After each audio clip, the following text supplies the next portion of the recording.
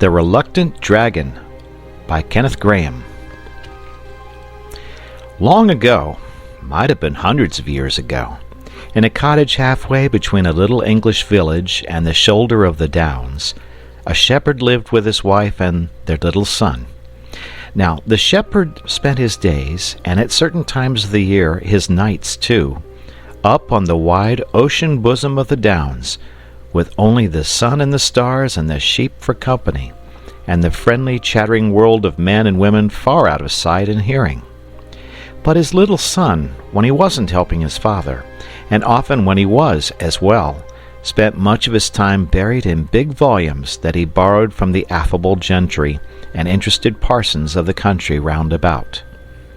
And his parents were very fond of him, and rather proud of him too, though they didn't let it on in his hearing. So he was left to go his own way and read as much as he liked, and instead of frequently getting a cuff on the side of the head, as might very well have happened to him, he was treated more or less as an equal by his parents, who sensibly thought it a very fair division of labor that they should supply the practical knowledge and he the book learning. They knew that book learning often came in useful at a pinch, in spite of what their neighbors said. What the boy chiefly dabbled in was natural history and fairy tales, and he just took them as they came, in a sandwichy sort of way, without making any distinctions, and really his course of reading strikes one as rather sensible. One evening the shepherd, who for some nights past had been disturbed and preoccupied, and off his usual mental balance, came home all of a tremble, and sitting down at the table where his wife and son were peacefully employed, she with her seam, he in following out the adventures of the giant with no heart in his body, exclaimed with much agitation, "It's all up with me, Maria! Never no more can I go up on them there downs, was it ever so?" "Now don't you take on like that," said his wife, who was a very sensible woman. "But tell us all about it first, whatever it is as has given you this shake-up, and then me and you and the son here, between us, we ought to be able to get to the bottom of it." "It began some nights ago," said the shepherd. "You know that cave up there? I never liked it, somehow, and the sheep never liked it neither. And when sheep don't like a thing, there's generally some reason for it. Well, for some time past there's been faint noises coming from that cave, noises like heavy sighings, with grunts mixed up in them, and sometimes a snoring, far away down, real snoring, yet somehow not honest snoring like you and me o' nights, you know." "I know," remarked the boy quietly. "Of course, I was terrible frightened," the shepherd went on, "yet somehow I couldn't keep away. So this very evening, before I come down, I took a cast round by the cave quietly. And there, oh Lord, there I saw him at last, as plain as I see you." "Saw who?" said his wife, beginning to share in her husband's nervous terror. "Why, him, I'm a-telling you," said the shepherd. "He was halfway sticking out of the cave, and seemed to be enjoying of the cool of the evening in a poetical sort of way. He was as big as 4 cart horses, and all covered with shiny scales, deep blue scales at the top of him, shading off to a tender sort of green below. As he breathed, there was that sort of flicker over his nostrils that you see over our chalk roads on a baking windless day in summer. He had his chin on his paws, and I should say he was meditating about things. Oh, yes, a peaceable sort of beast enough, and not ramping or carrying on or doing anything but what was quite right and proper. I admit all that. And yet, what am I to do? Scales, you know, and claws, and a tail for certain, though I didn't see that end of him. I ain't used to 'em, and I don't hold with 'em, and that's a fact." The boy, who had apparently been absorbed in his book during his father's recital, now closed the volume, yawned, clasped his hands behind his head, and said sleepily, "It's all right, Father. Don't you worry. It's only a dragon. "Only a dragon!" cried his father. "What do you mean, sitting there, you and your dragons? Only a dragon, indeed! And what do you know about it?" "'Cause it is, and 'cause I do know," replied the boy quietly. "Look here, father. You know we've each of us got our line. You know about sheep and weather and things. I know about dragons. I always said, you know, that cave up there was a dragon cave. I always said it must have belonged to a dragon sometime, and ought to belong to a dragon now if rules count for anything. Well, now you tell me it has got a dragon, and so that's all right. I'm not half as much surprised as when you told me it hadn't got a dragon. Rules always come out right if you wait quietly. Now please, just leave this all to me. I'll stroll up tomorrow morning. No, in the morning I can't. I've got a whole heap of things to do. Well, perhaps in the evening, if I'm quite free, I'll go up and have a talk with him, and you'll find it'll be all right. Only please, don't you go worrying round there without me. You don't understand 'em a bit, and they're very sensitive, you know." "He's quite right, father," said the sensible mother. "As he says, dragons is his line and not ours. He's wonderful knowing about book beasts, as everyone allows. And to tell the truth, I'm not half happy in my own mind, thinking of that poor animal lying alone up there, without a bit of hot supper or anyone to change the news with. And maybe we'll be able to do something for him. And if he ain't quite respectable, our boy'll find it out quick enough. He's got a pleasant sort of way with him that makes everybody tell him everything." Next day, after he'd had his tea, the boy strolled up the chalky track that led to the summit of the downs, and there, sure enough, he found the dragon, stretched lazily on the sward in front of his cave. The view from that point was a magnificent one. To the right and left, the bare and billowy leagues of downs. In front, the vale, with its clustered homesteads, its threads of white roads running through orchards and well-tilled acreage, and far away, a hint of grey old cities on the horizon. A cool breeze played over the surface of the grass, and the silver shoulder of a large moon was showing above distant junipers. No wonder the dragon seemed in a peaceful and contented mood. Indeed, as the boy approached, he could hear the beast purring with a happy regularity.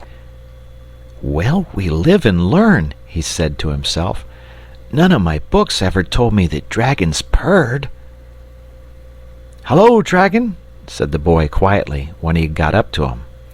The dragon, on hearing the approaching footsteps, made the beginning of a courteous effort to rise, but when he saw it was a boy, he set his eyebrows severely. "Now, don't you hit me," he said, "or bung stones, or squirt water or anything. I won't have it, I tell you." "Not going to hit you," said the boy wearily, dropping on the grass beside the beast. "And don't, for goodness sake, keep on saying don't. I hear so much of it, and it's monotonous. It makes me tired. I've simply looked in to ask how you were, and all that sort of thing. But if I'm in the way, I can easily clear out. I've lots of friends, and no one can say I'm in the habit of shoving myself in where I'm not wanted." "No, don't go off in a huff," said the dragon hastily. "Fact is, I'm as happy up here as the day's long. Never without an occupation, dear fellow, never without an occupation. And yet, between ourselves, it is a trifle dull at times." The boy bit off a stalk of grass and chewed it. "Going to make a long stay here?" he asked politely. "Can't hardly say at present," replied the dragon. "It seems a nice enough place, but I've only been here a short time, and one must look about and reflect and consider before settling down. It's rather a serious thing, settling down. Besides, now I'm going to tell you something. You'd never guess it if you tried ever so. Fact is, I'm such a confoundedly lazy beggar." "You surprise me," said the boy civilly. "It's the sad truth," the dragon went on, settling down between his paws and evidently delighted to have found a listener at last. "And I fancy that's really how I came to be here. You see, all the other fellows were so active and earnest and all that kind of thing. Always rampaging and skirmishing and scouring the desert sands and pacing the margin of the sea and chasing knights all over the place and devouring damsels and going on generally. Whereas I like to get my meals regular and then to prop my back against a bit of rock and snooze a bit and wake up and think of things going on and how they kept going on just the same, you know. So when it happened, I got fairly caught." "When what happened, please?" asked the boy. "That's just what I don't precisely know," said the dragon. "I suppose the earth sneezed, or shook itself, or the bottom dropped out of something. Anyhow, there was a shake and a roar and a general stramash, and I found myself miles away underground and wedged in as tight. Well, thank goodness my wants are few, and at any rate I had peace and quietness and wasn't always being asked to come along and do something. And I've got such an active mind, always occupied, I assure you. But time went on. There was a certain sameness about the life, and at last I began to think it would be fun to work my way upstairs and see what you other fellows were doing. So I scratched and burrowed and worked this way and that way, and at last I came out through this cave here. And I liked the country and the view and the people, what I've seen of 'em, and on the whole I feel inclined to settle down here." "What's your mind always occupied about?" asked the boy. "That's what I want to know." The dragon colored slightly and looked away. Presently he said bashfully, "Did you ever, just for fun, try to make up poetry? Verses, you know?" "Course I have," said the boy. "Heaps of it. And some of it's quite good, I feel sure, only there's no one here cares about it. Mother's very kind and all that when I read it to her, and so's father for that matter, but somehow they don't seem to—" "Exactly!" cried the dragon. "My own case exactly. They don't seem to, and you can't argue with 'em about it. Now you've got culture, you have. I could tell it on you at once, and I should just like your candid opinion about some little things I threw off lightly when I was down there. I'm awfully pleased to have met you, and I'm hoping the other neighbors will be equally agreeable. There was a very nice old gentleman up here only last night, but he didn't seem to want to intrude." "That was my father," said the boy. "And he is a nice old gentleman, and I'll introduce you some day if you like."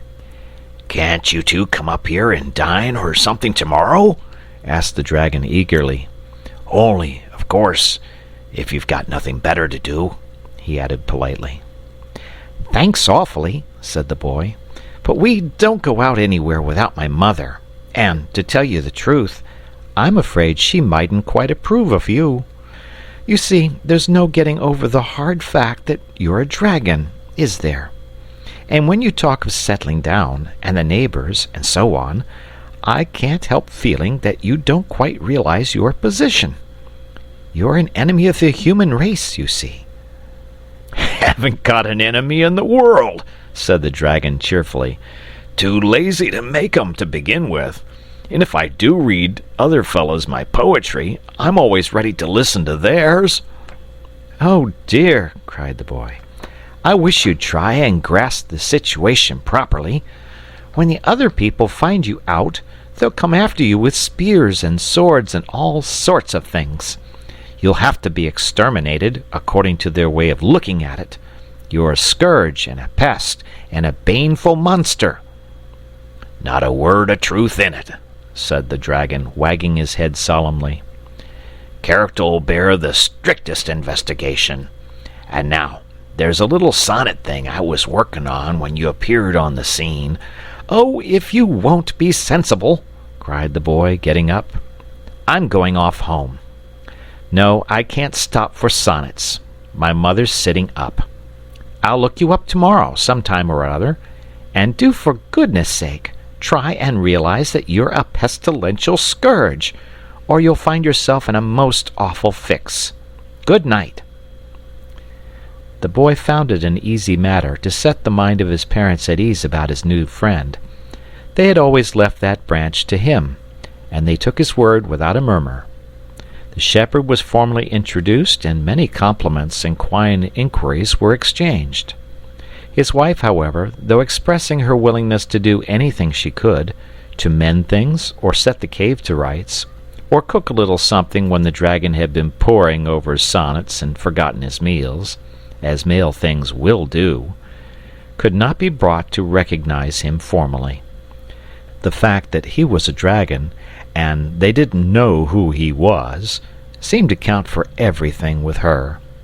She made no objection, however, to her little son spending his evenings with the dragon quietly, so long as he was home by 9 o'clock, and many a pleasant night they had, sitting on the sward, while the dragon told stories of old, old times, when dragons were quite plentiful, and the world was a livelier place than it is now, and life was full of thrills and jumps and surprises. What the boy had feared, however, soon came to pass. The most modest and retiring dragon in the world, if he's as big as 4 cart horses and covered with blue scales, cannot keep altogether out of the public view. And so in the village tavern of nights, the fact that a real live dragon sat brooding in the cave on the downs was naturally a subject for talk. Though the villagers were extremely frightened, they were rather proud as well. It was a distinction to have a dragon of your own, and it was felt to be a feather in the cap of the village. Still, all were agreed that this sort of thing couldn't be allowed to go on. The dreadful beast must be exterminated. The countryside must be freed from this pest, this terror, this destroying scourge. The fact that not even a hen roost was the worst for the dragon's arrival wasn't allowed to have anything to do with it. He was a dragon, and he couldn't deny it. And if he didn't choose to behave as such, that was his own lookout. But in spite of much valiant talk, no hero was found willing to take sword and spear and free the suffering village and win deathless fame. And each night's heated discussion always ended in nothing. Meanwhile, the dragon, a happy bohemian, lolled on the turf, enjoyed the sunsets, told antediluvian anecdotes to the boy, and polished his old verses while meditating on fresh ones. One day the boy, on walking into the village, found everything wearing a festal appearance which was not to be accounted for in the calendar. Carpets and gay-colored stuffs were hung out of the windows. The church bells clamored noisily. The little street was flower-strewn, and the whole population jostled each other along either side of it, chattering, shoving, and ordering each other to stand back. The boy saw a friend of his own age in the crowd and hailed him. "What's up?" he cried. "Is it the players, or bears, or circus, or what?" "It's all right," his friend hailed back. "He's a-comin'." "Who's a-comin'?" demanded the boy, thrusting into the throng. "Why, St. George, of course," replied his friend. "He's heard tell of our dragon, and he's coming on purpose to slay the deadly beast and free us from his horrid yoke. Oh my, won't that be a jolly fight!" Here was news indeed. The boy felt that he ought to make quite sure for himself, and he wriggled himself in between the legs of his good-natured elders, abusing them all the time for their unmannerly habit of shoving. Once in the front rank, he breathlessly awaited the arrival. Presently, from the faraway end of the line, came the sound of cheering. Next, the measured tramp of a great war horse made his heart beat quicker, and then he found himself cheering with the rest as, amidst welcoming shouts, shrill cries of women, uplifting of babies, and waving of handkerchiefs, St. George paced slowly up the street. The boy's heart stood still, and he breathed with sobs. The beauty and the grace of the hero were so far beyond anything he had yet seen. His fluted armor was inlaid with gold, his plumed helmet hung at his saddle bow, and his thick fair hair framed a face gracious and gentle beyond expression, till you caught the sternness in his eyes. He drew rein in front of the little inn, and the villagers crowded round with greetings and thanks and voluble statements of their wrongs and grievances and oppressions. The boy heard the grave, gentle voice of the saint, assuring them that all would be well now, and that he would stand by them and see them righted and free them from their foe.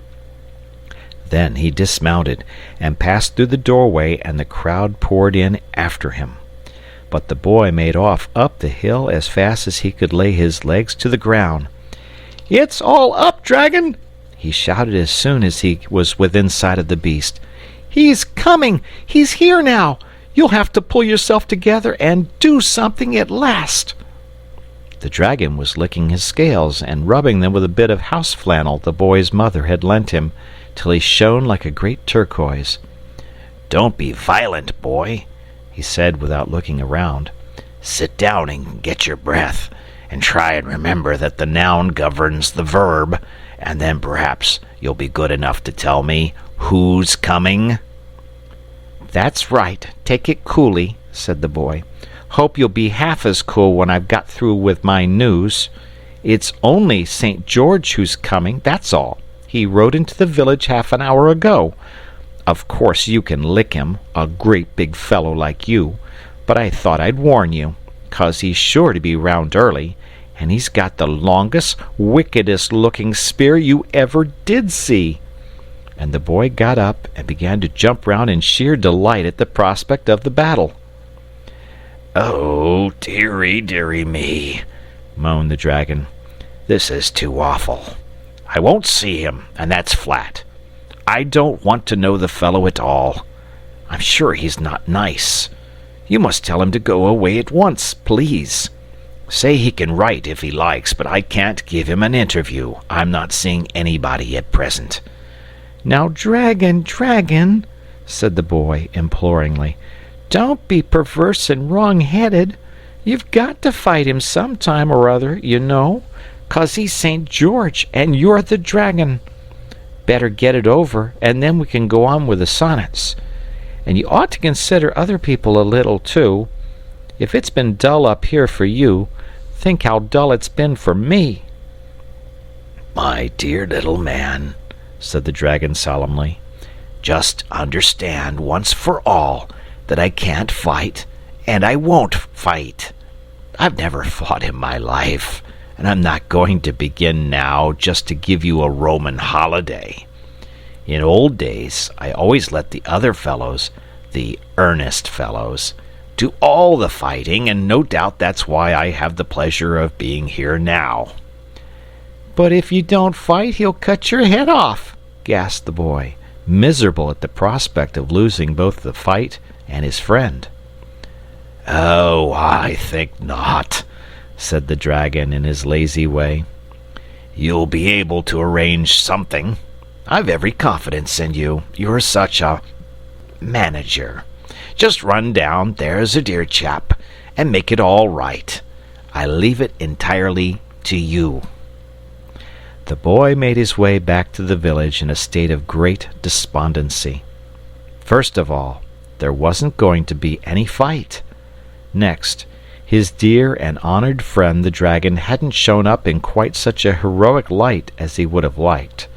And lastly, whether the dragon was a hero at heart or not, it made no difference, for St. George would most undoubtedly cut his head off. "Arrange things indeed," he said bitterly to himself. "The dragon treats the whole affair as if it were an invitation to tea and croquet." The villagers were straggling homewards as he passed up the street, all of them in the highest spirits, and gleefully discussing the splendid fight that was in store. The boy pursued his way to the inn, and passed into the principal chamber, where St. George now sat alone, musing over the chances of the fight, and the sad stories of rapine and of wrong that had so lately been poured into his sympathetic ears. "May I come in, St. George?" said the boy politely, as he paused at the door. "I want to talk to you about this little matter of the dragon, if you're not tired of it by this time." "Yes, come in, boy," said the saint kindly. "Another tale of misery and wrong, I fear me. Is it a kind parent, then, of whom the tyrant has bereft you, or some tender sister or brother? Well, it shall soon be avenged." "Nothing of the sort," said the boy. "There's a misunderstanding somewhere, and I want to put it right. The fact is, this is a good dragon." "Exactly," said St. George, smiling pleasantly. "I quite understand. A good dragon! Believe me, I do not in the least regret that he is an adversary worthy of my steel, and no feeble specimen of his noxious tribe." "But he's not a noxious tribe!" cried the boy distressedly. Oh dear, how stupid men are when they get an idea into their heads! I tell you he's a good dragon, and a friend of mine, and tells me the most beautiful stories you ever heard, all about old times and when he was little. And he's been so kind to Mother, and Mother 'd do anything for him. And Father likes him too, though Father doesn't hold with art and poetry much, and always falls asleep when the dragon starts talking about style. But the fact is, nobody can help liking him when once they know him. He's so engaging and so trustful, and as simple as a child." "Sit down and draw your chair up," said St. George.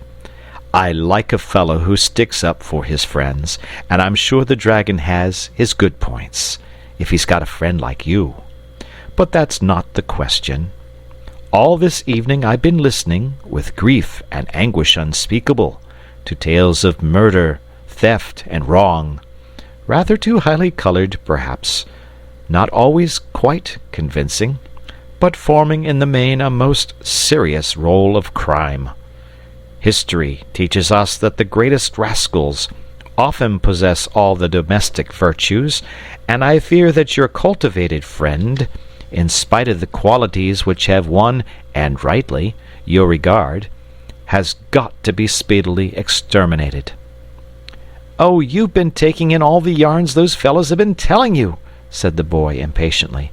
"Why, our villagers are the biggest storytellers in all the country round. It's a known fact. You're a stranger in these parts, or else you'd have heard it already. All they want is a fight. They're the most awful beggars for getting up fights. It's meat and drink to them. Dogs, bulls, dragons, anything so long as it's a fight. Why, they've got a poor innocent badger in the stable behind here at this moment. They were going to have some fun with him today, but they're saving him up now till your little affair's over.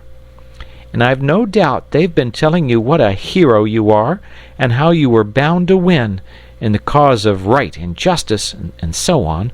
But let me tell you, I came down the street just now, and they were betting 6-4 on the dragon freely."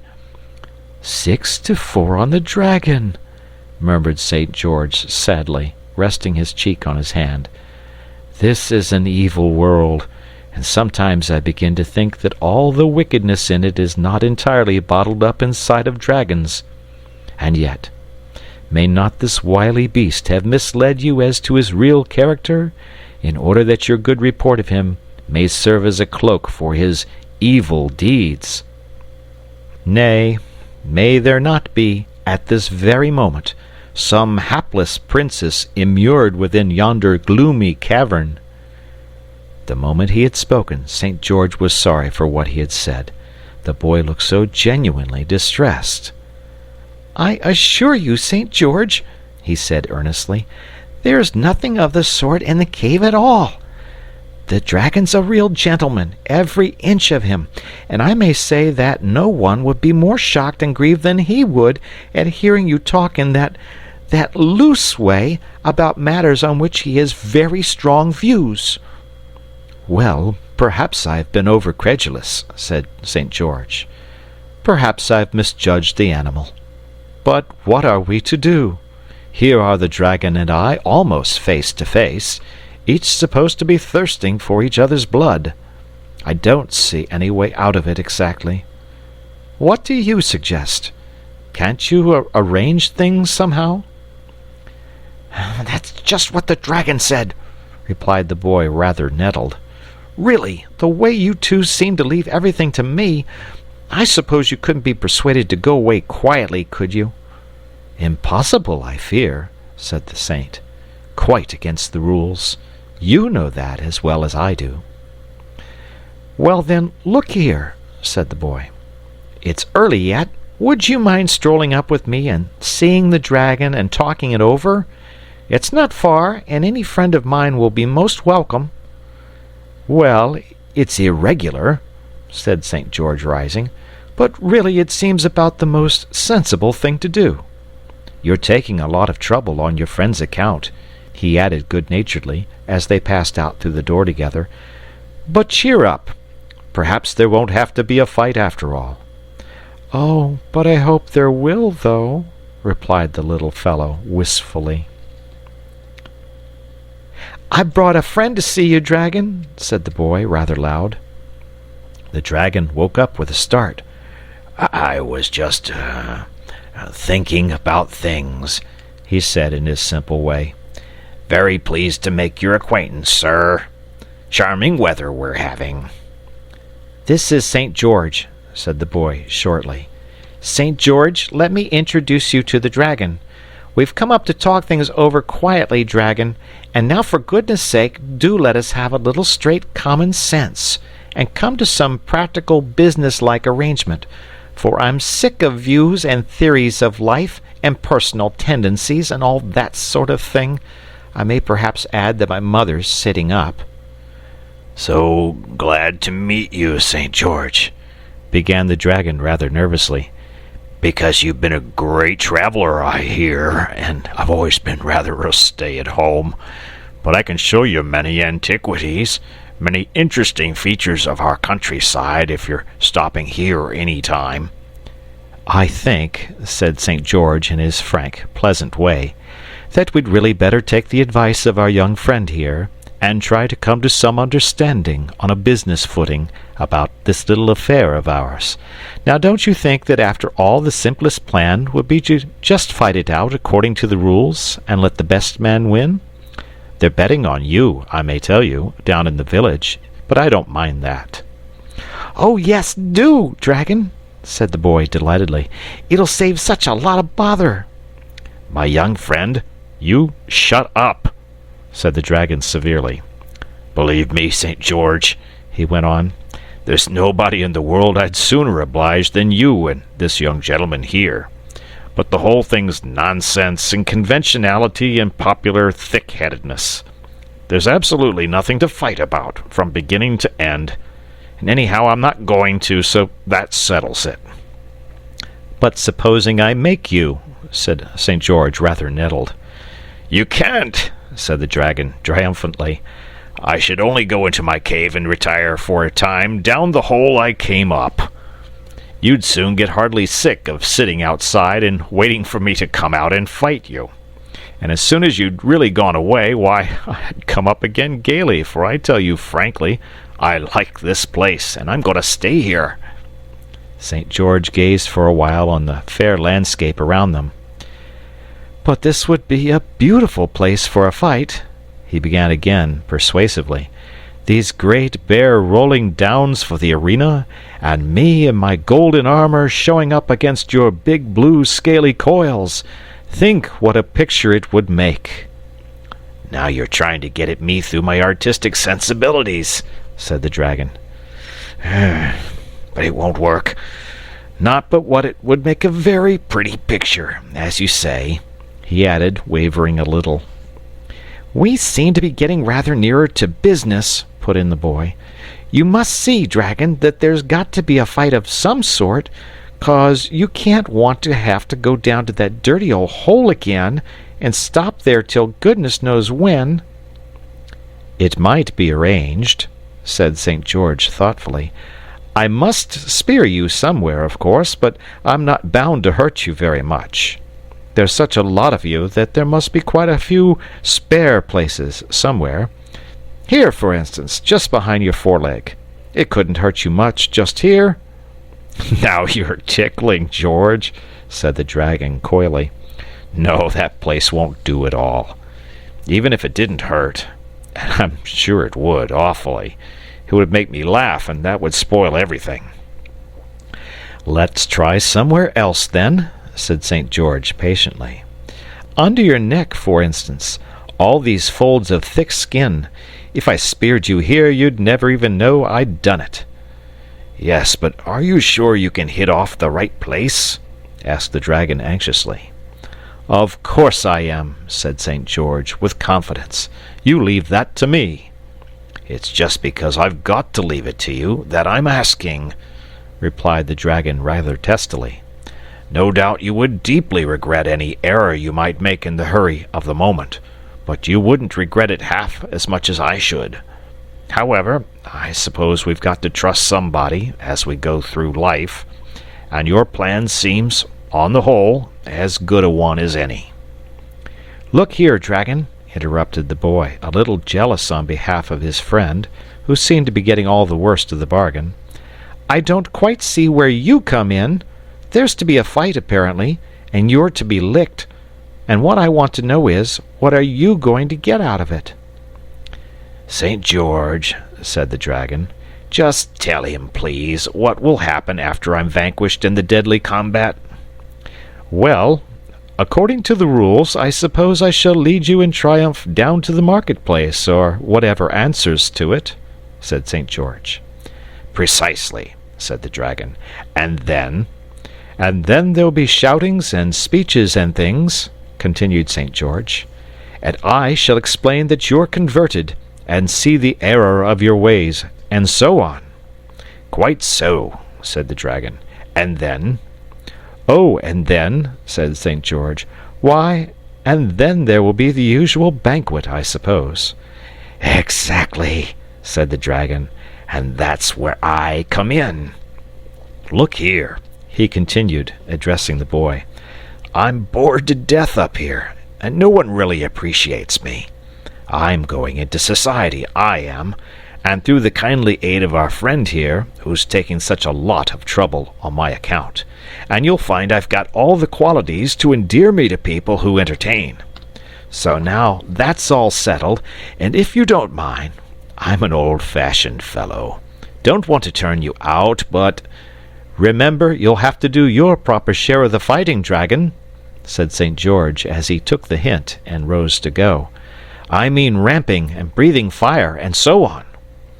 "I can ramp all right," replied the dragon confidently.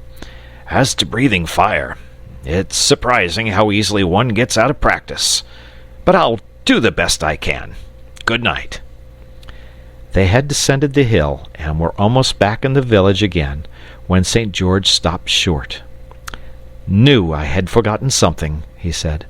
"There ought to be a princess, terror-stricken and chained to a rock and all that sort of thing. Boy, can't you arrange a princess?" The boy was in the middle of a tremendous yawn. "I'm tired to death," he wailed, "and I can't arrange a princess or anything more at this time of night. And my mother's sitting up, and do stop asking me to arrange more things till tomorrow." Next morning, the people began streaming up to the downs at quite an early hour, in their Sunday clothes and carrying baskets with bottlenecks sticking out of them, everyone intent on securing good places for the combat. This was not exactly a simple matter, for of course it was quite possible that the dragon might win, and in that case even those who had put their money on him felt they could hardly expect him to deal with his backers on a different footing to the rest. Places were chosen, therefore, with circumspection and with a view to a speedy retreat in case of emergency, and the front rank was mostly composed of boys who had escaped from parental control and now sprawled and rolled about on the grass, regardless of the shrill threats and warnings discharged at them by their anxious mothers behind. The boy had secured a good front place, well up towards the cave, and was feeling as anxious as a stage manager on first night. Could the dragon be depended upon? He might change his mind and vote the whole performance rot, or else, seeing that the affair had been so hastily planned, without even a rehearsal, he might be too nervous to show up. The boy looked narrowly at the cave, but it showed no sign of life or occupation. Could the dragon have made a moonlight flitting? The higher portions of the ground were now black with sightseers, and presently a sound of cheering and a waving of handkerchiefs told that something was visible to them which the boy, far up towards the dragon end of the line as he was, could not yet see. A minute more, and St. George's red plumes topped the hill, as the saint rode slowly forth on the great level space which stretched up to the grim mouth of the cave. Very gallant and beautiful he looked on his tall war-horse, his golden armor glancing in the sun, his great spear held erect, the little white pennon crimson-crossed fluttering at its point. He drew rein and remained motionless. The lines of spectators began to give back a little, nervously, and even the boys in front stopped pulling hair and cuffing each other, and leaned forward expectant. "Now then, dragon," muttered the boy impatiently, fidgeting where he sat. He need not have distressed himself had he only known.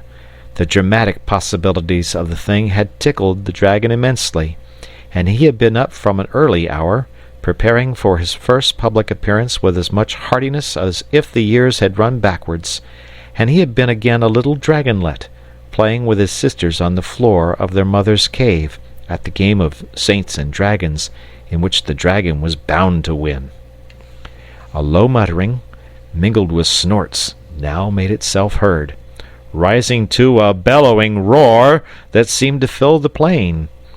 Then a cloud of smoke obscured the mouth of the cave, and out of the midst of it the dragon himself, shining, sea-blue, magnificent, pranced splendidly forth, and everybody said, "Ooh!" as if he had been a mighty rocket. His scales were glittering, his long spiky tail lashed his sides, his claws tore up the turf and sent it flying high over his back, and smoke and fire incessantly jetted from his angry nostrils. "Oh, well done, dragon!" cried the boy excitedly.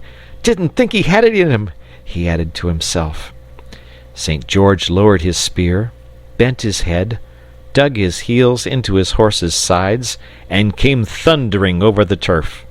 The dragon charged with a roar and a squeal, a great blue whirling combination of coils and snorts and clashing jaws and spikes and fire. "Missed!" yelled the crowd. There was a moment's entanglement of golden armor and blue-green coils and spiky tail, and then the great horse, tearing at his bit, carried the saint, his spear swung high in the air almost up to the mouth of the cave. The dragon sat down and barked viciously, while St. George with difficulty pulled his horse round into position. "End of round 1, thought the boy. "How well they managed it! But I hope the saint won't get excited. I can trust the dragon all right. What a regular play-actor the fellow is!"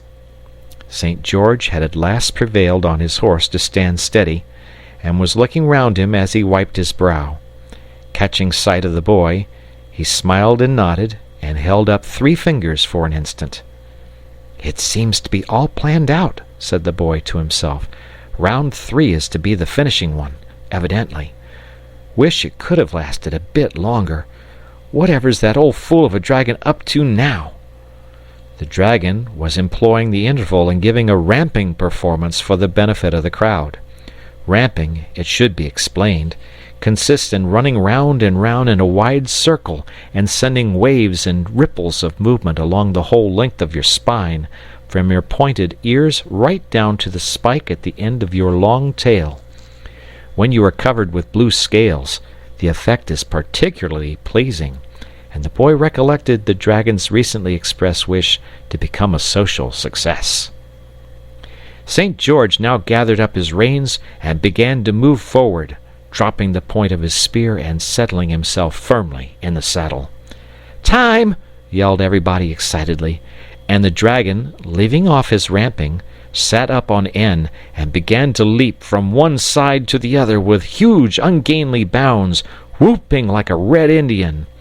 This naturally disconcerted the horse, who swerved violently, the saint only just saving himself by the mane, and as they shot past, the dragon delivered a vicious snap at the horse's tail, which sent the poor beast careering madly far over the downs, so that the language of the saint, who had lost a stirrup, was fortunately inaudible to the general assemblage. Round 2 evoked audible evidence of friendly feeling towards the dragon. The spectators were not slow to appreciate a combatant who could hold his own so well and clearly wanted to show good sport, and many encouraging remarks reached the ears of our friend as he strutted to and fro, his chest thrust out and his tail in the air, hugely enjoying his new popularity. St. George had dismounted and was tightening his girths, and telling his horse, with quite an oriental flow of imagery, exactly what he thought of him, and his relations, and his conduct on the present occasion. So the boy made his way down to the saint's end of the line, and held his spear for him. "It's been a jolly fight, St. George," he said with a sigh. "Can't you let it last a little bit longer?" "Well, I think I'd better not," replied the saint. "The fact is, your simple-minded old friend's getting conceited, now they've begun cheering him, and he'll forget all about the arrangement and take to playing the fool, and there's no telling where he would stop. I'll just finish him off this round." He swung himself into the saddle and took his spear from the boy. "Now don't you be afraid," he added kindly. "I've marked my spot exactly, and he's sure to give me all the assistance in his power, because he knows it's his only chance of being asked to the banquet." St. George now shortened his spear, bringing the butt well up under his arm, and instead of galloping as before, trotted smartly towards the dragon, who crouched at his approach, flicking his tail till it cracked in the air like a great cart whip. The saint wheeled as he neared his opponent, and circled warily round him, keeping his eye on the spare place, while the dragon, adopting similar tactics, paced with caution round the same circle, occasionally feinting with his head. So the two sparred for an opening, while the spectators maintained a breathless silence. Though the round lasted for some minutes, the end was so swift that all the boy saw was a lightning movement of the saint's arm, and then a whirl and a confusion of spines, claws, tail, and flying bits of turf. The dust cleared away, the spectators whooped and ran in cheering, and the boy made out that the dragon was down, pinned to the earth by the spear, while St. George had dismounted and stood astride of him. It all seemed so genuine that the boy ran in breathlessly, hoping the dear old dragon wasn't really hurt. As he approached, the dragon lifted one large eyelid, winked solemnly, and collapsed again. He was held fast to earth by the neck, but the saint had hit him in the spare place agreed upon, and it didn't even seem to tickle. "Ain't you going to cut his head off, master?" asked one of the applauding crowd. He had backed the dragon, and naturally felt a trifle sore. "Well, not today, I think," replied St. George pleasantly. "You see, that can all be done at any time. There's no hurry at all. I think we'll all go down to the village first, and have some refreshment, and then I'll give him a good talking to, and you'll find he'll be a very different dragon." At that magic word, refreshment, the whole crowd formed up in procession and silently awaited the signal to start. The time for talking and cheering and betting was past. The hour for action had arrived. St. George, hauling on his spear with both hands, released the dragon, who rose and shook himself and ran his eyes over his spikes and scales and things to see that they were all in order. Then the saint mounted and led off the procession. The dragon followed meekly in the company of the boy, while the thirsty spectators kept at a respectful interval behind. There were great doings when they got down to the village again, and had formed up in front of the inn. After refreshment, St. George made a speech, in which he informed his audience that he had removed their direful scourge at a great deal of trouble and inconvenience to himself, and now they weren't to go about grumbling and fancying they'd got grievances, because they hadn't. And they shouldn't be so fond of fights, because next time they might have to do the fighting themselves, which would not be the same thing at all. And there was a certain badger in the inn stables which had got to be released at once, and he'd come and see it done himself. Then he told them that the dragon had been thinking over things, and saw that there were two sides to every question, and he wasn't going to do it any more, and if they were good, perhaps he'd stay and settle down there. So they must make friends, and not be prejudiced, and go about fancying they know everything there was to be known, because they didn't, not by a long way. And he warned them against the sin of romancing, and making up stories, and fancying other people would believe them just because they were plausible and highly colored. Then he sat down, amidst much repentant cheering, and the dragon nudged the boy in the ribs, and whispered that he couldn't have done it better himself. Then everyone went off to get ready for the banquet. Banquets are always pleasant things, consisting mostly, as they do, of eating and drinking. But the specially nice thing about a banquet is that it comes when something's over, and there's nothing more to worry about, and tomorrow seems a long way off. St. George was happy because there had been a fight and he hadn't had to kill anybody, for he didn't really like killing, though he generally had to do it. The dragon was happy because there had been a fight, and so far from being hurt in it, he had won popularity and a sure footing in society. The boy was happy because there had been a fight, and in spite of it all, his two friends were on the best of terms. And all the others were happy because there had been a fight, and, well, they didn't require any other reasons for their happiness. The dragon exerted himself to say the right thing to everybody, and prove the life and soul of the evening, while the saint and the boy, as they looked on, felt that they were only assisting at a feast of which the honor and the glory were entirely the dragon's. But they didn't mind that, being good fellows, and the dragon was not in the least proud or forgetful. On the contrary, every 10 minutes or so he leant over toward the boy and said impressively, "Look here, you will see me home afterwards, won't you?" And the boy always nodded, though he had promised his mother not to be out late. At last the banquet was over. The guests had dropped away with many good nights and congratulations and invitations, and the dragon, who had seen the last of them off the premises, emerged into the street followed by the boy, wiped his brow, sighed, sat down in the road, and gazed at the stars. "Jolly night it's been," he murmured. "Jolly stars. Jolly little place this. Think I shall just stop here. Don't feel like climbing up any beastly hill. Boy's promised to see me home. Boy had better do it then. No responsibility on my part. Responsibility all a boy's." And his chin sank on his broad chest, and he slumbered peacefully.